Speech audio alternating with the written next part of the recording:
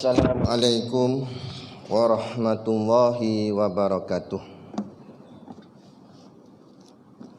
Ila hadrati sayyidina wa habibina wa syafi'ina Muhammadin sallallahu alaihi wasallam wa ila arwahi abaihi wa ikhwanihi minal anbiya'i wal mursalin salawatullahi wassalamuhu alaihi wa alaihim ajma'in wa ala ali kulli wassahabati wal qarabati wat tabi'in wa tabi'it tabi'in bi ihsanin ila yaumiddin wa ila arwahi walidina wa muallimina wa zawil huquqi alaina ajma'in wa khususan ila hadrati Syekh Abu Abdullah Husain bin Muhammad Nasir bin Muhammad Taib Al-Mas'udi Al-Banjari bisiril Fatihah.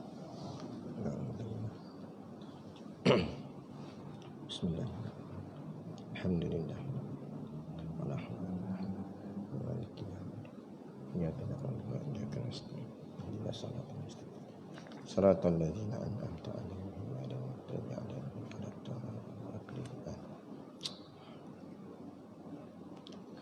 Bismillahirrahmanirrahim. Alhamdulillahilladzi anzala ala abdihil kitaba wa lam yaj'al lahu iwaja. Ashhadu an la ilaha illallah wahdahu la syarikalah wa ashhadu anna sayyidana Muhammadan abduhu wa rasuluh. Allahumma salli wa sallim ala sayyidina Muhammad wa ala alihi wa ashabihi wa tabi'ina lahum bi ihsanin ila yaumiddin. Subhanaka la ilma lana illa ma 'allamtana innaka antal alimul hakim. Rabbi syrah li sadari wa yassir li amri wahlul 'uqdatam min lisani yafqahu qawli. Wala haula wala quwwata illa billahil aliyil azim. Amma ba'. Alhamdulillah, kita sama-sama panjatkan syukur kehadраtillah Subhanahu wa taala yang dengan limpah dan kurnianya diizin oleh Allah Subhanahu wa taala pada kita pada malam ini untuk sama-sama kita menyambung lagi pengajian kitab kita, iaitu kitab Usul Tauhid. Moga-moga dengan pengajian ini bertambah keimanan dan keyakinan kita pada Allah. Maka dengan asbab keyakinan itulah Allah masukkan kita semua ke dalam syurganya nanti di hari akhirat kelak, insya-Allah, amin ya rabbal alamin. Yang saya hormati pengerusi masjid dan seluruh saf kepimpinannya, para imam, para bilal, tok-tok siap yang tak dapat kita nak sebutkan namanya satu persatu, yang amat-amat disanjungi para asatizah, alim-alim ulama, tuan-tuan guru, ustaz ataupun ustazah yang hadir pada malam ini. Mohonlah ditegur kepada hamba yang fakir dalam bidang ilmu ini sekiranya apa yang disampaikan dan dikongsikan ada salah dan silapnya. Yang kita kasihi ayah-ayah, ibu-ibu, pemuda-pemudi muslimin dan muslimat yang dirahmati Allah sekalian. Jadi kita sambung kitab Jawi muka surat 13. Kan? Ke atas sekali dekat bermula makna fiqh. Qala al-muallifu rahimahullahu ta'ala wa nafa'ana wa iyyakum bi ulumihi fid daraini amin ya rabbal alamin. Kata pengarang kitab, bermula makna fiqh yang pada lughah iaitu al-fahmu, artinya faham. Bermula maknanya pada istilah zannun qawiyun bil ahkami syar'iyyah al-amaliyah muktasabun min adillatiha at-tafsiliyah. Jadi ini kita nak belajar malam ni tentang ilmu fiqh, tapi dia nak bicara mukaddimah sahaja supaya kita kenal ilmu, disiplin ilmu dalam bab agama kita lah. Kerana dalam agama kita sendiri, Islam ni, dia ada beberapa cabang-cabang ilmu. Daripada banyak-banyak cabang tu pula, ada yang termasuk dalam fardu ain, ada yang masuk dalam fardu kifayah. Jadi yang dimasukkan dalam fardu ain itu 3 sahaja, iaitu tauhid, fiqh dan tasawuf. Adapun selebihnya ilmu falak, ilmu bagi harta pusaka faraid, ilmu tengok bulan bintang, ilmu ruqyah merawat orang, ilmu apa lagi, pergi haji umrah, ilmu sembelih binatang korban, ilmu-ilmu cabang-cabang tu semua, itu masuk dalam fardu kifayah. Termasuk kan ilmu tajwid pun fardu kifayah. Apa bezanya ustaz fardu ain dengan fardu kifayah? Dua-dua fardu, makna dua-dua wajib. Ilmu yang kita sebut banyak-banyak tadi tu pun wajib juga. Tapi bila sebut fardu ain, belakang dia ain. Ain tu maksudnya individu. Maknanya wajib tu atas setiap orang. Tak terlepas walaupun seorang, baik lelaki, baik perempuan, baik muda, baik tua, baik kecil, baik besar. Yang cukup baligh dia lah, mukallaf. Ada pun yang fardu kifayah tu wajib memadai ada seorang yang tahu dalam kawasan tu. Kalau orang lain tak tahu, tak dimaaf. Tapi kalau seorang pun tak tahu dalam tempat tu, maka semua pakat jadi berdosa. Contoh, urus jenazah tu fardu kifayah. Kalau dalam qaryah masjid berwas tak ada seorang pun yang reti mengurus jenazah, semua ahli qaryah dosa besar. Lepas tu kena ada pergi kursus apa bagai apa semua, kena plan lah. Tolong tarik generasi muda. Kan? Ni banyak geng otai-otai dah. So kalau yang otai tu pun pergi, siapa nak buat? Habis dah. Memanglah boleh pergi pinjam kampung sebelah, tapi kan tu tanggungjawab kita bersama. Kan ramai dalam qaryah, takkan seorang pun tak boleh. Itu fardu kifayah. Seorang tahu dah, yang lain terlepas. Sama juga seorang dalam kawasan tu dia tahu baca Quran, tahu hukum-hukum tajwid dalam Quran, memadai dah. Dia boleh tolong tegur kawan-kawan kalau ada bacaan silap. Tapi tak, satu kampung tu semua baca Quran pun terbalik. Dia baca kot belakang. Nampak? Semua tak reti.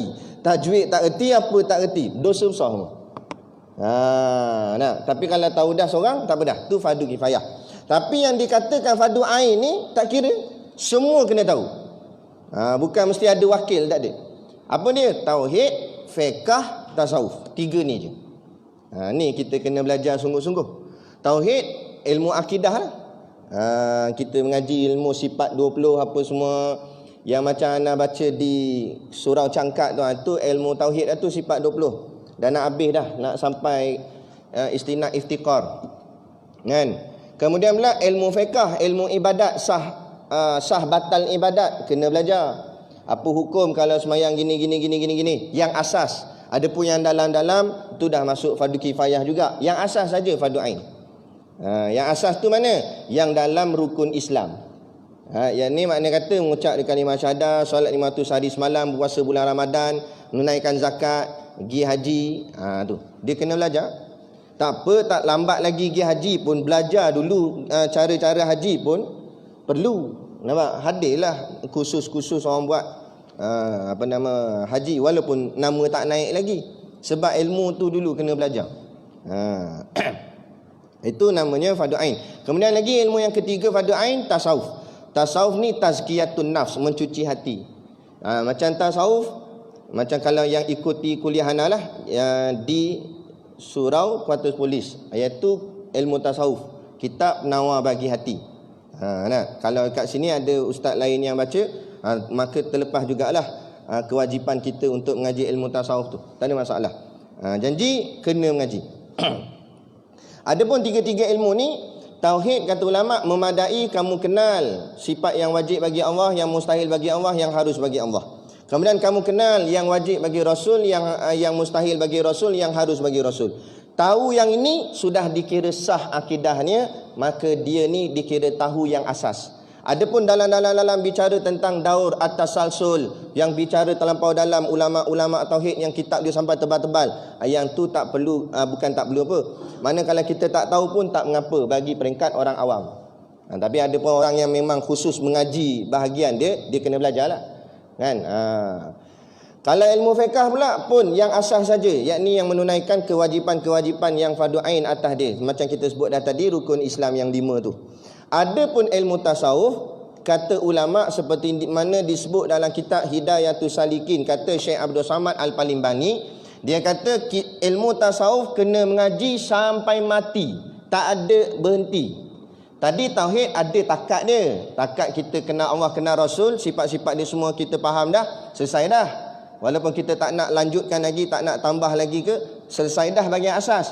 Fiqh pun macam tu juga. Kita tahu dah ibadat-ibadat macam mana nak buat, apa hukum sah batal apa semua. Yang asas-asas je, ada pun yang dalam-dalam kita tak tahu. Tak bedah bahagian orang awam. Tapi ilmu tasawuf dia tak ada stop mengaji. Sampai mati kena mengaji. Kerana apa? Kerana ilmu tasawuf memang walaupun kita dah khatam kitab, tetapi amalannya sentiasa diuji setiap hari sampailah Allah ambil nyawa kita. Nah, walaupun kita dah mengaji ilmu tentang riak, tapi kadang-kadang Allah uji kita jadi riak. Jadi sebab tu kata ulama, ilmu tasawuf itu tazkiyatun nafs, dia mencuci hati. Seperti mana mandi kita, jasad kita perlu mandi. Nah, barulah badan kita bersih. Kalau mandi lebih elok lagi, bukan setakat bersih, wangi pula. Begitu jugalah ilmu tasawuf. Kalau kita mengaji sekali itu je, maknanya umpama macam mandi sekali itu, lepas tu tak mandi dah, memang kepam bau. Masam, nampak? Begitu juga mengaji sekali je tasawuf. Lepas tu kena dah sifat-sifat mazmumah, setan nafsu cocok, habis dah jadi sombong, jadi riak, jadi takabur. Ada. Kadang-kadang Allah uji kita dengan jawatan, masa tak ada jawatan je boleh tawaduk. Dapat jawatan, habis hilang pertimbangan. Cakap pun sudah act dah macam-macam jadi ada. Sebab apa? Sebab tak disulami dengan ilmu tasawuf. Maka ilmu tasawuf penting sampai bila-bila pun. Hatta lagi tinggi makam kita, lagi kuat kena mengaji tasawuf. Mana lagi tinggi kedudukan kita, patut pemimpin tu, Perdana Menteri ke Menteri-Menteri, Exco apa semua, kena ada kelas khusus tasawuf untuk pemimpin-pemimpin. Nampak? Supaya biar belajar, jangan jadi riak, ujub, takabur. Sebab Allah uji, bila duk ada bahagian pemimpin duit banyak, ujian berat tu. Jadi ustaz, jadi ulama, jadi tok guru, orang duk puji, orang duk salam, cium tangan. Kalau tak kena cara sombong. Rasa lebih hebat daripada orang lain. Jadi itu penting, mesti disulami dengan ilmu tasawuf. Itu mukadimah kita lah. Jadi yang kita nak bicara dalam kitab ni, dia bicarakan ialah ilmu fiqh. Dia perkenalkan apa tu ilmu fiqh, supaya kita faham disiplin ilmu ni. Jangan kita campur adukkan. Bila sebut ilmu agama Islam, kita nampak satu je. Tu maknanya tak cerdik lah tu. Kalau orang kafir tak apalah, dia kenal Islam tu satu je. Kita bila sebut Islam, kita nampak dalam Islam tu ada 3 disiplin ilmu yang paling besar. Tauhid, fiqh, tasawuf. Maka kita nak tahu ilmu fiqh ni apa dia. Ni dia cerita. Bermula makna fiqh pada lughah. Lughah tu maknanya bahasa, iaitu al-fahmu. Maknanya fiqh tu dari segi bahasanya terjemah fiqhun. Fiqh tu bahasa Arab, terjemah dalam bahasa Melayu kita maknanya faham. Jadi ilmu fiqh ialah ilmu kefahaman. Kenapa dipanggil ilmu kefahaman? Mula-mula kita mengaji ilmu tauhid, kita yakin Allah Tuhan, Allah yang bagi kita nafas, bagi kita rezeki, bagi apa semua. Jadi kalau benar kita faham Allah lah yang bagi segala-galanya pada kita, maka atas kefahaman itulah kita tunduk dan taat perintah Allah. Tunduk dan taat itulah dibuktikan dengan amal ibadat. Amal ibadat itulah namanya solat, puasa dan lain-lain.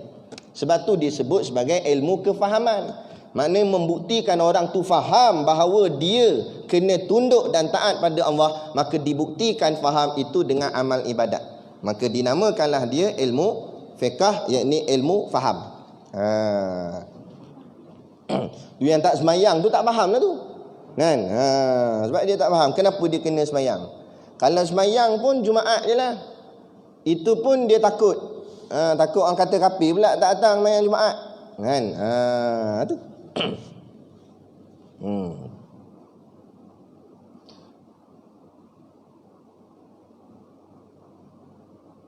Ada orang hantar satu kata-kata lah, orang tulis komen. Tapi komen dia tu terkesan jugalah. Kan? Walaupun bukan hadis ke apa. Dia kata sekali tu dia turun kereta. Lepas tu dia terlupa nak pakai mask.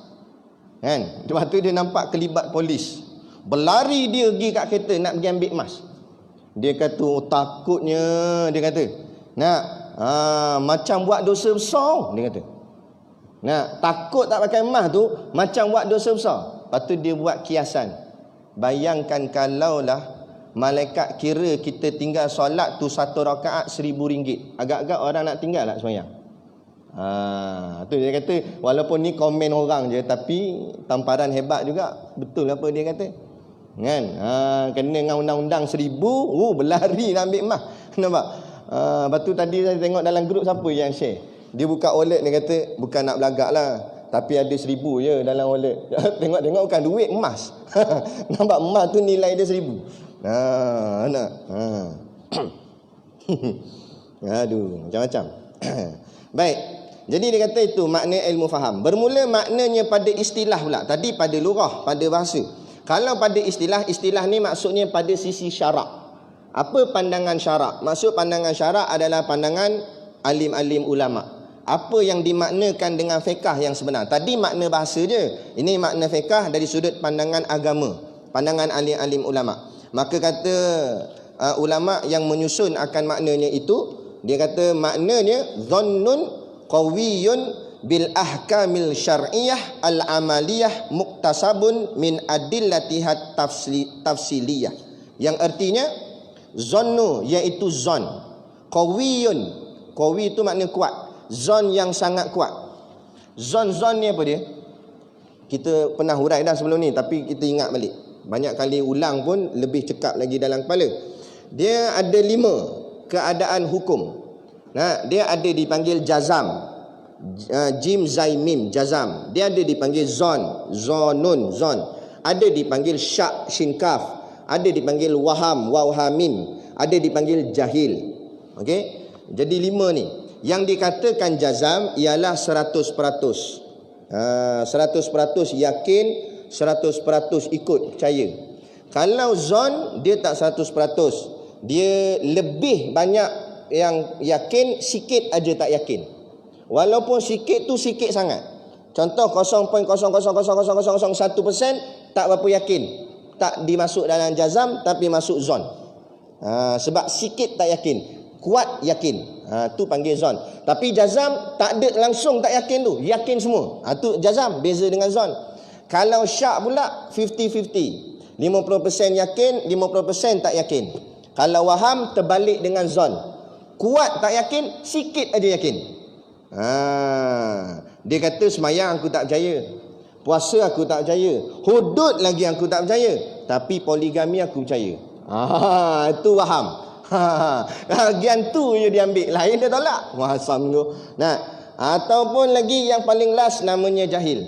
Jahil ni tak tahu apa-apa. Apa jazam ke zon ke syak ke waham, apa pun tak tahu. Tu jahil. Ini paling teruk sekali jahil ni. Kan? Tak tahu, sampai tak tahu ke benda. Tu. Baik, tapi kalau dalam disiplin ilmu tauhid, ilmu akidah, dia terima satu je, iaitu jazam. Zon, syak, waham, jahil, finnar, masuk neraka. Yang diterima oleh Allah jazam saja. Maknanya bila sebut soal keyakinan kepada Allah dalam masalah akidah, ketuhanan, tak boleh langsung sikit pun tak yakin. Mesti 100% yakin dengan Allah, dengan Rasulullah, barulah boleh masuk syurga. Tapi kalau ada sikit aja tak yakin dengan Allah, ragu, bukan aku tak percaya Allah, tapi duduk dalam neraka. Tak boleh ada sikit pun. Tu dalam masalah akidah. Tapi dalam masalah ilmu fiqh, maka ulama kata boleh menerima 2, yakni jazam dan zon. Adapun syak dan ke bawah ditolak. Terima jazam dan zon. Maka zon boleh diterima dalam ilmu fiqh. Masuk boleh terima macam mana? Tadi kata tak boleh. Itu akidah. Masalah fiqh ni masalah ibadat. Contoh, kiblat kita ni, kita menghadap kiblat ni, kita yakin secara tepat ke depan ni Kaabah. Betul ke? Confident. Kiblat yang kita ikut ni itu dipanggil zon, bukan jazam. Jazam orang yang semayang depan Kaabah tu jazam. Depan mata Kaabah dah, tak yakin kok mana lagi. Aku tak berapa yakin menghadap kiblat tokmu depan Kaabah tu. Tak yakin macam mana Kaabah depan mata dah. Yang tu jazam. Tak ada tak yakin apa pun, tu jazam betul. Memang tepat, tak payah nak ukur pakai pembaris, tak payah nak tengok matahari, tak payah depan dah Kaabah, pergi ukur lagi buat apa? Itu jazam. Adapun bila zon, kita tak nampak mana Kaabah, maka kita ikhtiar nama dia. Ikhtiar dengan macam-macam cara, kaedah. Ada orang tengok matahari, ada orang tengok bintang, ada orang tengok kompas, ada orang yang canggih sikit zaman sekarang Google Map. Kita tak kira lah kan, untuk memastikan kiblat tu betul. Andai kata kiblat tu terlari sedikit, dimaaf kerana zon. Itu masalah ilmu fiqh. Boleh faham perbezaan dia. Kita dapat ilmu sikit, tak dapat banyak pun sikit. Malam ni faham dah zon. Nak hangguk kan, boleh faham. Sagi balik makan mi goreng, apa zinc ke apa tadi? Mau sebut zon. Pening dah. Tak apalah, pelan-pelan. Pernah dengar pun jadilah. Tu kata mengaji. Daripada orang tak datang zon. Zon apa, zon don ke apa tak pernah dengar. Nak lagi kesian. Tu. Jadi ilmu fiqh, zannu qawiyun. Zon yang sangat kuat, keyakinan yang sangat kuat walaupun tidak secara jazam, tapi dipakai juga di dalam masalah fiqh. Dengan dia kata bil ahkami, dengan segala hukum asyariyah, hukum syarak. Apa makna syarak? Syarak tu batas. Apa batas? Batasan yang boleh dan tak boleh.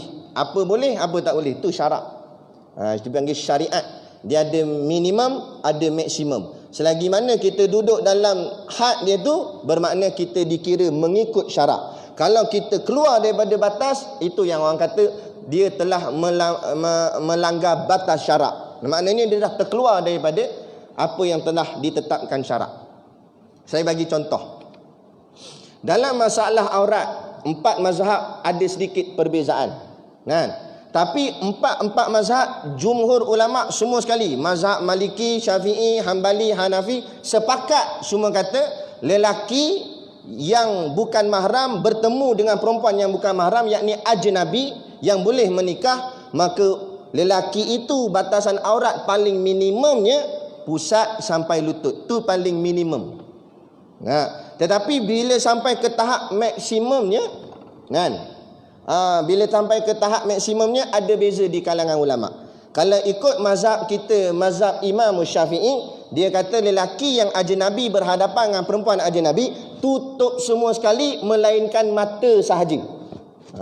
Tutup semua. Kalau ikut mazhab kita Imam Syafi'i, tak payah baca dalam kitab.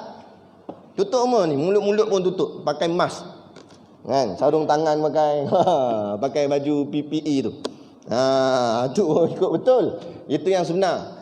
Dan yang kita pakai ni, yang ni ada pandangan mazhab lain, iaitu anda tak ingat sama ada mazhab Hambali atau Hanafi yang mengatakan bahawa, kalau tidak Hanafi, yang mengatakan bahawa pakai hujung-hujung, tutupnya hujung-hujung, hujung leher, hujung lengan, hujung kaki.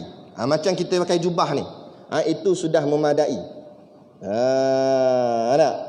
Sebab tu ada juga ulama yang menghukumkan lelaki yang membuka baju nampak badannya berdosa. Ada. Tetapi itu tidak sepakat. Lepas tu jangan suka-suka main buka baju gitu. Sebab dia ada hukum di situ. Jadi itu maknanya. Selagi mana kita duduk dalam batas tu, kita selamat lagi. Tak pakai spender saja. Pakai spender saja dah langgar batas. Bila langgar batas, dosa. Sebab tak ada ulama yang berlonggar kata boleh spender saja boleh. Harus hukumnya. Tak ada. Tu kan ulama, tu ahli mamak. Nampak? Tu tak boleh pakai. Kan? Tu. Jadi itu maknanya batasan syarak. Itu panggil syariat. Apa boleh, apa tak boleh. Apa halal, apa haram. Kena belajarlah, kena tahulah. Sebab Islam ni ada halal dan haram. Bukan main ikut suka bantai, ikut suka, ikut kita suka, tak boleh. Dia ada hukum dia. Kalau ikut suka tu kafir. Dan syarak ni pula, syariat ni pula Allah laksanakan, Allah perintahkan pada kita semasa kita hidup di dunia. Nanti di hari akhirat dalam syurga syariat sudah diangkat. Tak ada lagi syariat. Maksud bila lagi tak ada syariat apa dia? Tak ada batas dah, ikut sukamu. Nak bogel ke main lari-lari dengan bidadari ikut suka kan? Macam kenal orang beruah sini. Contoh. Nampak? Main kejar-kejar dengan bidadari. Tak ada masalah waktu tu. Lepas tu orang tanya nak makan babi boleh tak? Walau Tok Guru jawab, tak payah kata babi, bapak babi boleh makan. Sebab masa tu tak ada halal haram dah. So kata ya nak apa? Malah ayat Arab pun boleh minum. Heineken jenis tak, Kasbek, ikut suka. Dan tidak memabukkan. Mana? Syurga, bukan sekarang. Sekarang ada batas lah. Itu tak boleh, ini tak boleh. Kenapa tak boleh, Ustaz? Sukati Allah, bumi Allah. Hak Allah. Allah nak uji kita, liyabluwakum ayyukum ahsanu amala. Aku nak uji di antara kamu siapa yang paling baik amalnya, siapa yang paling taat ikut perintah aku. Jangan tanyalah kenapa. Ini bumi aku kata tak boleh, sukati akulah. Kamu sebagai hamba aku taat sudah. Tu Allah nak uji tang tu, nak uji ketaatan kita sejauh mana kita taat dengan perintah dia. Tu panggil syariat, syarak. Lepas tu jangan kata tak boleh makan babi ni sebab hidung dia bengkok ke atas. Tak boleh makan babi sebab ekor pendek. Bukan sebab tu. Dah kalau orang buat ekor panjang macam boleh makan. Bukan tak boleh makan babi sebab babi kotor. Kalau dia masuk mesin basuh jadi bersih lah. Jadi tak boleh makan babi bukan sebab nama dia babi. Tak boleh makan babi sebab Allah tak bagi. Dan kalau Allah bagi, buat celak tepung lah. Kalau Allah bagi, dan Allah tak bagi, tak bagi. Jangan tanya banyak. Kalau Allah tak bagi makan ayam, tak boleh makan ayam. Allah nak uji je. Allah uji apa? Allah uji aku yang aku tak bagi tu sikit je. Yang aku bagi banyak. Kenapa nak ambil yang sikit tu juga? Degilnya. Tu kata degil. Tu. Allah nak uji tu je. Batulah. Kalau fikir-fikir balik kan, bukanlah payah mana pun hidup kat dunia ni. Tinggal lagi taat sudahlah. Ikut aje lah. Pejam celik, pejam tak celik-celik. Dah. Mati selesai dah tugas kita atas dunia ni. Iaitu tugas apa? Ikut perintah Allah. Dah. Dan Allah perintah semayang pun bukan banyak mana. 5 je. Asal 50. Nabi pergi Isra' Mi'raj. Nabi Musa kata minta kurang lah ya Muhammad. Sebab umat kamu tak akan mampu nak buat 50 ni. Nabi pun naik minta kurang. Allah turun 5. 45. Turun lagi Nabi Musa kata berapa tinggal? 45. 45 pun tak mampu lagi umat kamu. Pergi minta kurang lagi. Naik lagi, naik turun. Lah kali tinggal 5. Bila tinggal 5 tu Nabi Musa tanya tinggal berapa dah? Nabi Muhammad kata tinggal 5. Nabi Musa kata naik lagi lah Muhammad. 5 tu pun tak mampu lagi umat kamu. Nabi Musa kenal kita. Nabi kata dah lah, aku segan dah. Allah daripada 50 Allah turun sampai 5, aku segan. Nabi segan. Tu wujud Nabi. Kalau kita yang pergi macam tak, memang nak naik dah ni, memang nak naik lagi ni. Gitu. Nampak? Minta kurang sampai tak ada terus. Tu. Tapi Allah jawab kata, walaupun aku perintahkan tinggal 5 saja waktu semayang, tapi pahalanya aku bagi semacam 50 waktu semayang. Bayanglah. Satu waktu tadi kita semayang maghrib, pahalanya macam semayang 10 waktu. Besar ganjaran dia. Tak percaya buka dalam kitab Kifayatul Muhtaj. Takut saya cerita kosong ni, ada dalam kitab tulis. Tu. Jadi itulah dia. Makna kata syarak. Jadi fiqh adalah zon yang kuat yang menceritakan tentang dalamnya itu hukum-hukum syarak yang ada batas, apa boleh, apa tak boleh. Al-amaliyah yang berkait dengan amal-amal perbuatan kita di dunia ni. Dan maknanya amal kehidupan kita daripada bangun tidur sampailah ke tidur balik, semuanya tak terlepas dengan pahala ataupun dosa. Sebab tu dia ada hukum taklifi, wajib, sunat, harus, makruh, haram. Apa saja kita buat tak lari daripada 5 hukum ni. Kita buat apa? Contoh sekarang ni kita buat apa? Kita mengaji. Mengaji hukumnya wajib. Sekali lepas habis mengaji kita semayang isyak. Semayang isyak hukumnya wajib. Lepas semayang isyak kita nak semayang sunat ba'diyah. Itu sunat. Lepas dah semayang sunat nak pergi mana pula? Kedai belakang tu makan. Makan harus. Nampak? Makan pula order sampai 2 pinggan. Sampai tak habis. Makruh. Membazir. Nampak? Ada hukum semua. Ada. Lepas tu tengok pula babi digitelan. Haram pula. Dia semua ada hukum. Apa kita buat semua berkait dengan hukum. Dan bila kait dengan hukum tu pula berkait dengan pahala atau dosa. Tu dipanggil ilmu fiqh. Tu. Jadi kena belajar lah, sebab kaitan dengan kita. Kalau tak ada kaitan dengan kita tak apa. Contoh macam lembu. Lembu ada hukum taklifi atas dia. Lembu wajib semayang. Tak ada. Bila tak wajib dia berat tak? Tak berat. Lepas tu dia buat wadah, panggil mai datang kuliah. Lembu. Lepas tu kalau ada orang yang kita ajak pergi dengar kuliah. Enggak. 2 kali 5 dengan Tuan-tuan yang kata. Nampak? Betul lah. Nampak? Sampai buat tak peduli aja. Nah. Sama kan macam politik. Politik pula. Dia kata, alah Ustaz, siapa saja merintah sama je. Dia kata. Tak apalah. Tak kisah, saya tak kisah. Siapa merintah pun saya tak kisah. Yang penting saya dapat duit bantuan, makan minum semua cukup, itu pun okey dah. Depa nak buat apa lantak depa lah. Kalau kita jawab macam tu tuan-tuan, itu setara dengan binatang, setara dengan al-an'am, yakni binatang ternak, lembu, kerbau, kambing. Nampak? Kalau nak handsome sikit ambil kambing lah. Kan? Ada setara dengan binatang. Sebab apa saya kata setara binatang? Itu kita nak buat sembelih korban kan. Jadi kami ada lembu banyak-banyak dekat kandang kami tu, kat belakang pondok tu. Ada orang datang nak beli. Tiba-tiba lembu tu tinggal seekor saja lagi yang boleh kita nak buat korban. Kan? Bayang datang nak beli tu 3 orang. 3 daripada kampung sebelah sana, kampung situ, kampung ni nak beli seekor lembu ni. Berebutlah 3 orang ni. Kita pun tanya lembu-lembu. Kan? Ni ada 3 orang nak beli kamu ni. Jadi kamu nak ikut yang mana? Lembu jawab macam ni. Dia kata, ikut suka lah. Janji ada dedak, ada rumput, aku makan kenyang, jadi. Lembu jawab. Maknanya kalau hanya fikir makan cukup, tu baru setara binatang. Kita manusia bukan nak kira makan cukup je. Akidah nak cukup, amal ibadat nak cukup, akhlak nak cukup. Maka kita kena kait dengan soal agama. Ya betul, makan pun penting tak? Suara diri pun penting juga. Kerajaan yang paling banyak bagi bantuan pun penting juga, kita kena ambil. Tapi tengok pula, dia bagi bantuan saja ke? Ada tak bahagian agama? Tak ada, tak boleh. Sebab kita manusia, bukan lembu macam tadi. Sebab ini ilmu fiqh. Dia berkait dengan hal-hal ibadat kita. Jadi tak boleh terlepas pandang. Dia berkait dengan pahala dosa. Ingat pangkah-pangkah undi tu ada pahala dosa. Kan? Ada hukum taklifi juga. Tak ada satu pun, setiap saat apa kita buat tak ada terlepas dengan taklif tu. Kan? Buatlah apa pun. Baik. Kemudian lagi dia kata al-amaliyah muktasabun. Muktasabun apa dia? Yang diambil akan dia min adillatiha, daripada dalil-dalil at-tafsiliyah, yakni dalil yang dibangsa akan dia kepada tafsil. Maksud tafsil terperinci.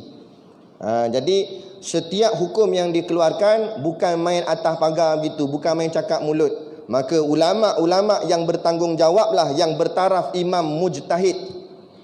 Mujtahid ni imam yang layak berhempah pulah dengan akal fikirannya, memikirkan mana yang paling layak nak diletakkan sebagai hukum. Dipanggil dalam kaedah ilmunya istimbat hukum, mengeluarkan hukum. Bukan orang kampung boleh buat keluar hukum, tak boleh. Ustaz pun tak boleh keluar hukum. Ustaz ikut apa yang ulama kata je. Ulama yang layak. Maka ulama ni lah berhempah pulah fikir dan sebagainya dengan cara terperinci, cari ayat Quran, cari hadis untuk menetapkan satu-satu hukum. Nah, kalau hukum tu sudah jelas nyata disebut dalam Quran dan hadis, yang tu tidak ada khilaf di kalangan ulama. Semua ulama sepakat ikut ayat tu dan ikut hadis tu. Tapi bila ayat tu tak berapa jelas, jadi ulama ni keluar pandangan A, ulama ni keluar pandangan B. Maka di situ berlaku khilaf. Bila berlaku khilaf, itu yang dinamakan mazhab. Mazhab Imam Syafi'i sedikit berbeza dengan mazhab Maliki. Kenapa beza? Kerana penerangan itu tidak jelas dalam Quran dan hadis, maka ulama mengeluarkan ijtihadnya, pandangannya. Jadi jangan kita pakai pandangan kita sendiri. Dia boleh kata, Imam Syafi'i boleh keluar pandangan, takkan aku Haji PE tak boleh keluar pandangan, dia kata. Memanglah nama tu sama PE. Tapi mustaraf tak dengan Imam Syafi'i? Imam Syafi'i hafal Quran umur 9 tahun. Umur 9 tahun buat benda? Main Lego.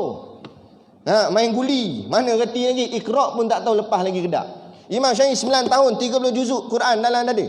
15 tahun dah boleh mengajar. Dah boleh keluar hukum. 15 tahun. Muda lagi. Mana hebatnya orang dia. Kan?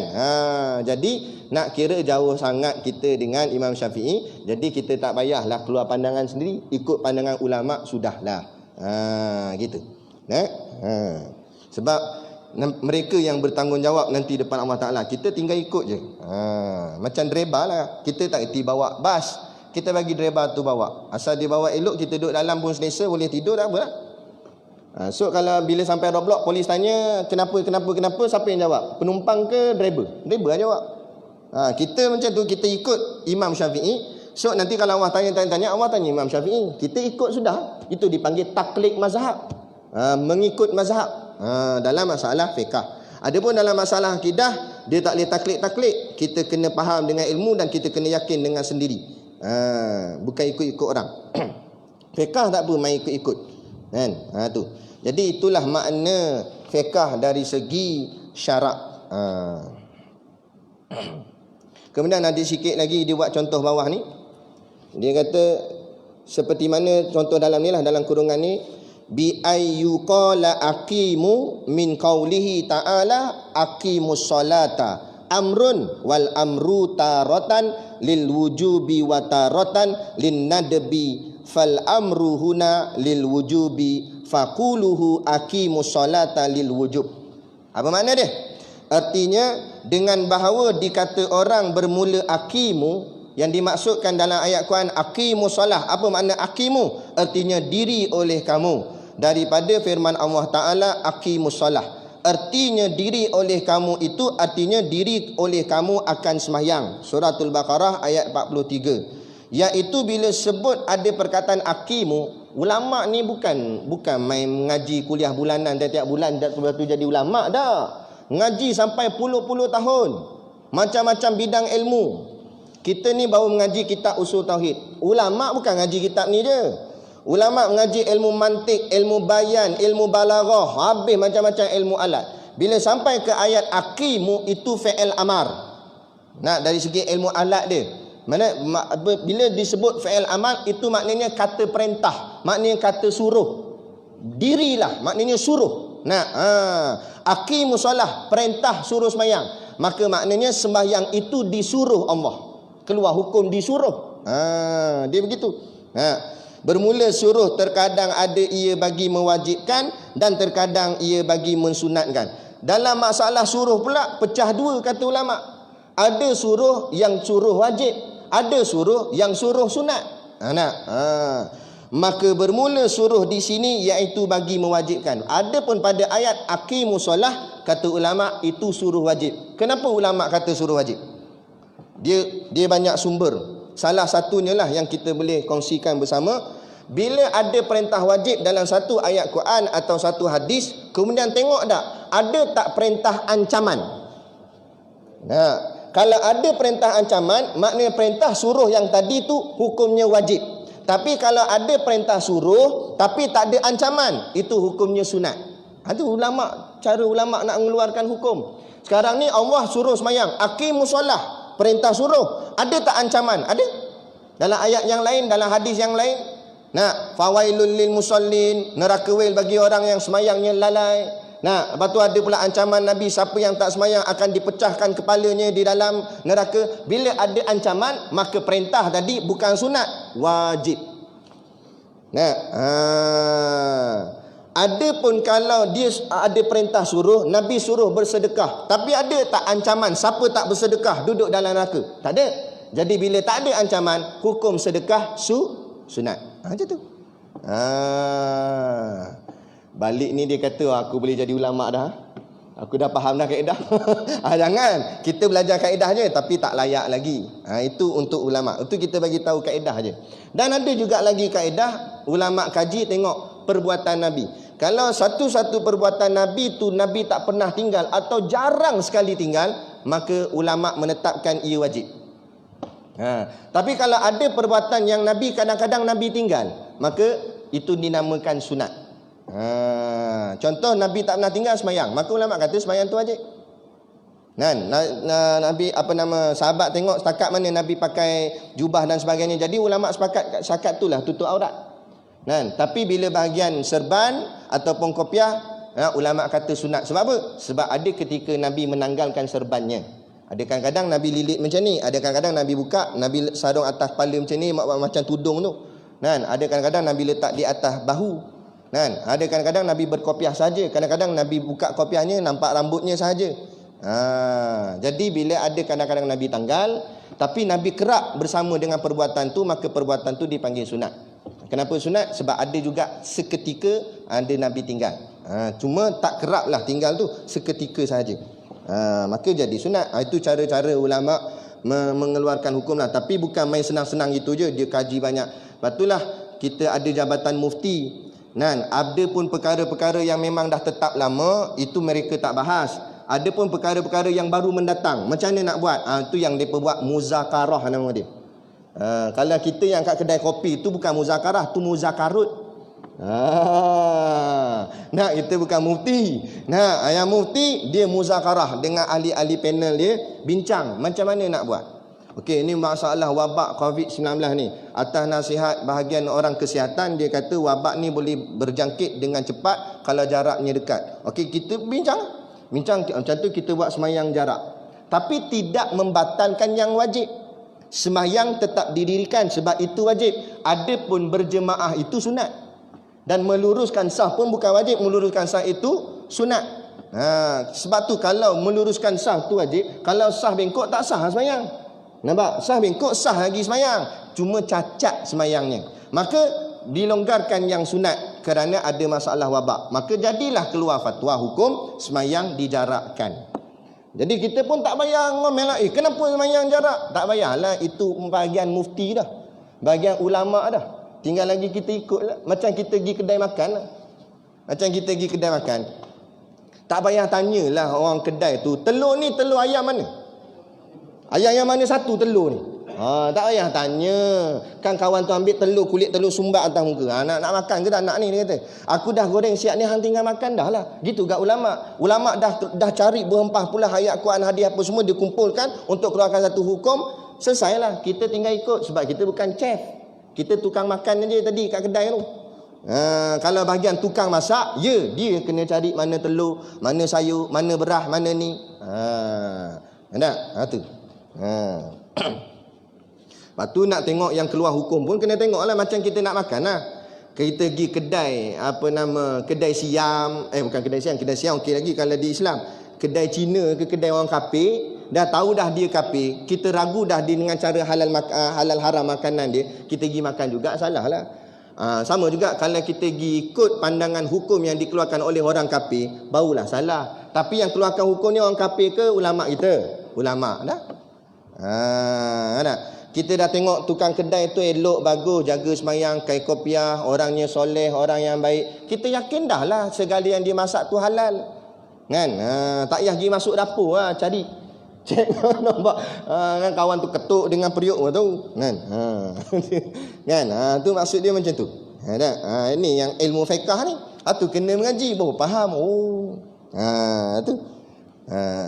Maka bermula firmannya aqimus solah, artinya mendiri oleh kamu akan semayang.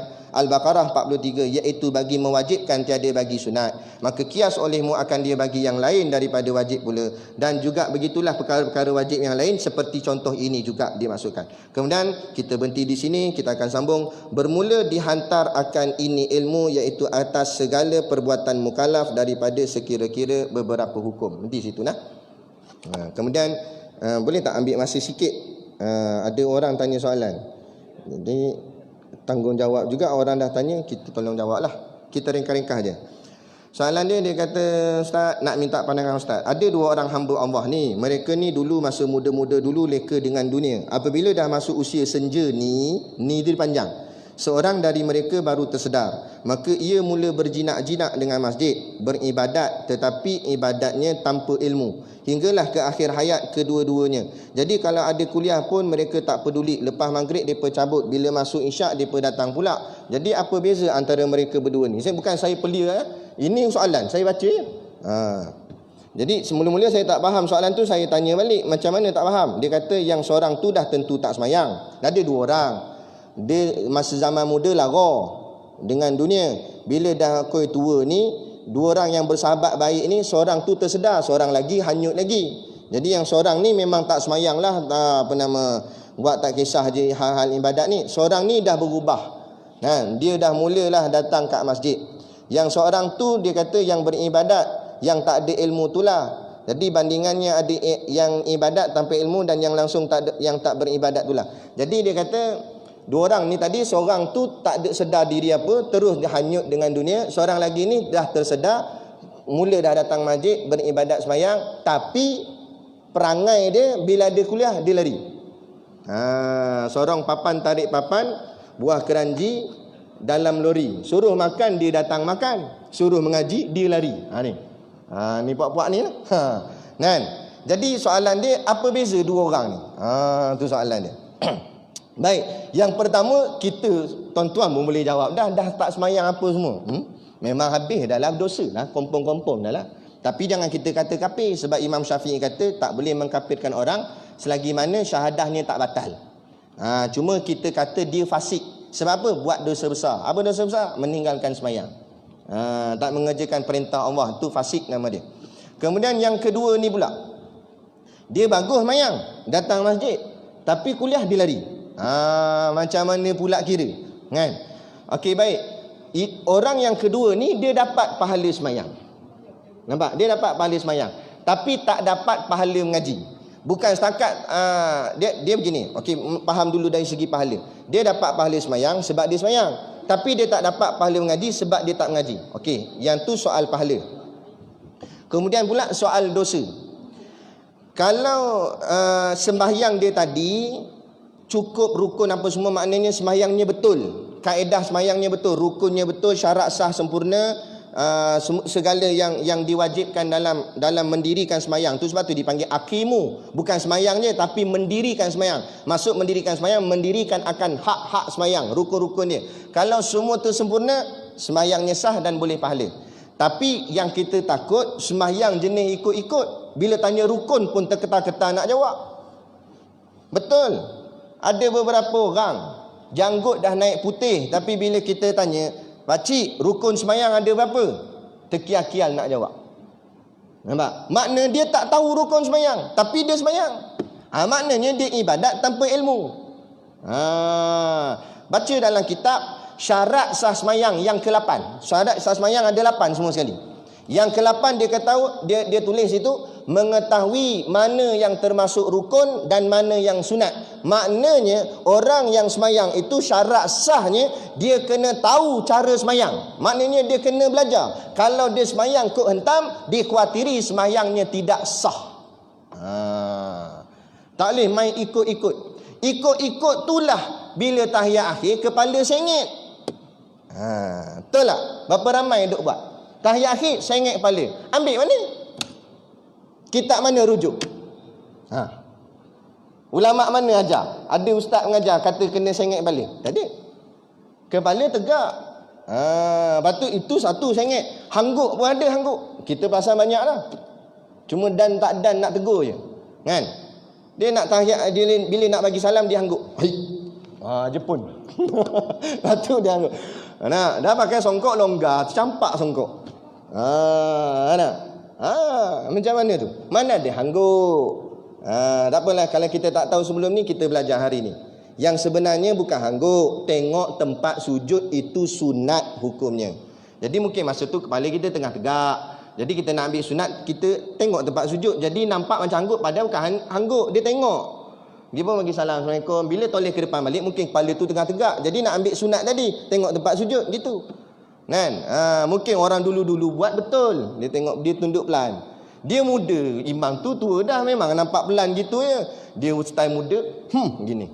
Sebab dia ingat kena hangguk, bukan hangguk. Tapi itulah kata. Tapi adakah sah sembahyang? Sah lah. Cuma nampak sangat jahilnya. Sebab apa? Sebab tak ngaji. Jadi orang yang tadi kalau sembahyangnya itu tanpa ilmu, tak dikhawatiri sembahyangnya tak sah. Bila tak sah, boleh dosa. Walaupun dia datang masjid, kan? Kemudian pula yang dia tak datang kuliah tu, asal dia kuliah dia balik keluar. Okey, kalau dia tak datang kuliah tak semestinya berdosa, dengan syarat kalau dia sudah alim dimaaf. Tapi kalau dia masih lagi jahil, berdosa. Contoh sudah alim mana? Ustaz-ustaz lain, Ustaz Syakirin, Ustaz Sofian ada masuk kuliah hal ni? Tak ada, bab alim dah. Dia mengajar pula orang lain kat tempat lain. Nampak? Kita yang mungkin ilmu belum cukup lagi, kena hadir. Sebab kita belum tahu. Tapi kalau dah terror dah, memang bekas mufti dah, apa tak datang pun. Tu kata ramai bekas mufti sini ni. Ada tak? Maksudnya gitu. Jadi nak tengok pahala dosa, tengok gitulah. Jadi apa beza antara dua orang ni? Yang satu tu memang hanyut dah sampai tak sembahyang apa. Yang kedua ni juga kalau tak kena cara macam ana sebut tadi, maka dia juga dihukumkan berdosa. Lepas tu dia kata kalau macam tu baik jadi macam kawan yang pertama langsung tak semayang. Dosa kena faham. Ada sikit ada banyak. Yang tadi yang tak semayang langsung tu dosa dia lagi banyak. Ni kira semayang juga. Dosa juga sebab tak mengaji apa semua. Tapi taklah banyak macam kawan tu. Sebab kena ingat neraka tu ada tingkat-tingkat dia. Boleh jadi kawan tu neraka paling bawah sebab teruk sangat sampai tak semayang langsung. Tapi dia ni kalau masuk neraka lah, kalau bukan kita doa. Tapi kalau masuk pun mungkinlah tingkat atas je. Nampak? Dia macam tu. Jadi nak tak nak kena buat lah. Sebab mengaji ni pun wajib juga, hukumnya fardu ain. Tak boleh kita buat lebih kurang. Kan? Itu. Baik. Kemudian dia kata soalan kedua pula. Ada dua dalil. Taati Allah, taati Rasul, taatilah pemimpin di kalangan kamu. Di mana ayat Quran Allah sebut ya ayyuhalladzina amanu atiullaha wa atiur rasul. Wa ulil amri minkum. Surah An-Nisa ayat 59. Wahai orang-orang yang beriman, hendaklah kamu taati Allah, taati Rasul dan taati pemimpin-pemimpin di kalangan kamu. Okey. Kemudian dia kata taati pemimpin adalah wajib bagi kamu, sama ada kamu suka ataupun tidak, dan seterusnya lah dia kata ayat tu. Jadi semasa PKP, untuk menangani COVID-19 ini, pemimpin telah pun mengeluarkan garis panduan untuk menangani penyakit itu dengan melarang untuk kita hadir ke masjid untuk beribadat. Ada di kalangan kita yang ingkar dengan larangan ini. Adakah mereka ini berdosa? Awal-awal lagi saya sebut soalan ni berat. Sebab soalan ni sebenarnya saya tak layak jawab. Ini mufti boleh jawab. Jadi saya rujuk, bukan saya pergi jumpa mufti sebelum datang kuliah, taklah. Kita google lah tengok apa kata mufti. Antaranya yang saya tengok daripada Irsyad Bayan Linnas, mufti wilayah Persekutuan. Yang dululah Datuk Zulkifli Al-Bakri, dia ada keluarkan kenyataan. Dia kata melanggar perintah pemimpin hukumnya berdosa. Lepas tu saya slide lagi jumpa pula mufti Pahang pun cakap gitu. Saya slide lagi jumpa pula mufti Kedah pun kata begitu. Jadi dah 3 orang mufti kata langgar PKP ataupun langgar arahan pemerintah hukumnya berdosa.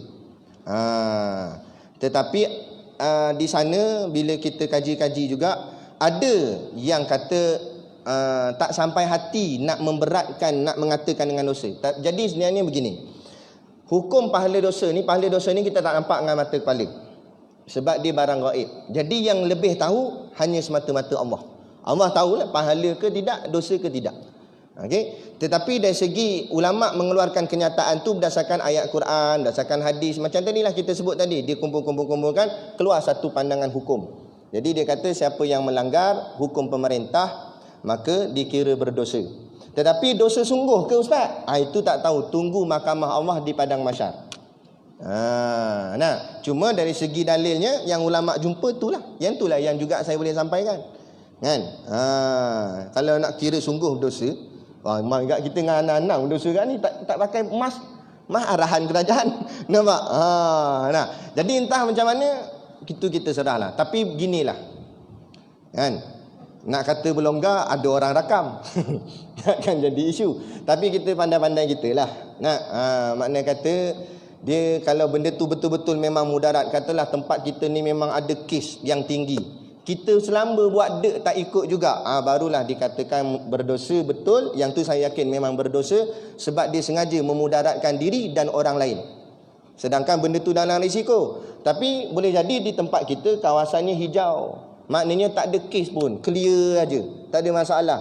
Jadi kalau langgar sikit-sikit tu, mana kata saya sendiri pun tak berani nak menghukumkan dosa. Tapi bagian mufti dia jawab untuk keseluruhan, untuk semua sekali. Takkan dia nak beruah tak dosa, manjung dosa sikit, takkan nak beza-beza itu. Jadi dia jawab untuk semua, supaya orang ikut betul semua. Jadi lebih kurang je lah kan. Lebih pandai kita lah. Dan apa nama, dan kalau kita tahu macam anda sebut dululah, kalau kita tahu kita ada sakit demam, suhu kita tinggi, sebolehnya janganlah datang masjid, sebab kita tak tahu lagi kita tu puncanya apa sakit tu, takut boleh menyebabkan kawan-kawan pula. Nah, tapi kalau kita sihat, tak ada apa-apa masalah, tak ada masalah. Jadi pandai-pandai lebih kurang gitulah kan. Jadi soalan tu macam itulah lebih kurang jawapan dia. Jadi moga-moga kita dapat manfaatnya bersama pada malam ni. Jadi sekadar tu dulu perbincangan dan perbahasan kita tentang kitab kita ni pada malam ni. Moga-moga kita mendapat kefahaman, dan dengan kefahaman itulah makin kita yakin dengan agama ni, dan makin kita ikut jalan Islam dengan jalan yang sebenar. Jadi sekadar tu, macam biasa di belakang sana ada produk perniagaan untuk menampung sekolah pondok dan juga tahfiz kami. Jadi pakat-pakatlah tuan-tuan membeli sambil menderma. Wabillahi taufiq wal hidayah. Wassalamualaikum warahmatullahi wabarakatuh. A'udzu billahi minasyaitonir rajim. Bismillahirrahmanirrahim. Alhamdulillahirabbil alamin, wassalatu wassalamu ala asyrafil anbiya'i wal mursalin sayyidina Muhammad wa ala alihi washabihi ajmain. Allahumma taqabbal minna salatana wa du'aana innaka antas samiul alim, wa tub alaina innaka antat tawwabur rahim. Allahumma ja'al dinana dinan nabi Muhammadin sallallahu alaihi wasallam, wa islamana islamal muslimin, wa imanana imanal mu'minin, wa salatana salatal khashiin, wa a'malana a'malas salihin, wa niyatana niyatal mukhlisin, wa dhunubana ya Allah dhunubal mustaghfirin, wa hayatana hayatal ulama, wa mautana bi mauti syuhada, wa adkhilnal jannata ma'al anbiya'i alaihimus salatu wassalam. Rabbana atina fid dunya hasanah wa fil akhirati hasanah wa qina azaban nar wa qina azaban nar wa qina azaban nar. Wassallallahu ala khairi khalqihi sayyidina Muhammad wa ala alihi washabihi wasallam. Subhana rabbika rabbil izzati amma yasifun, salamun alal mursalin walhamdulillahi rabbil alamin. Amin ya rabbal alamin. Taqabbalallahu minna wa minkum. Takbir.